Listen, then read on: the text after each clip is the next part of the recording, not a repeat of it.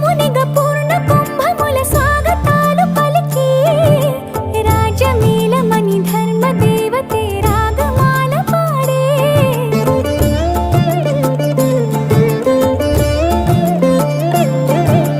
నాలుగు వేదములు తన్మయత్వమున చెలగి మారుమోగే న్యాయ దేవతే శంఖమూదగా పూలవాన కురిసే రాజమకుటమే ఒసగెలే నవరత్న కాంతిని రాజనం సూర్యవంశ సింహాసనం పులకించి చేసే అభివందనం సామ్రాజ్య లక్ష్మియే పాద స్పర్శకి పరవశించిపోయే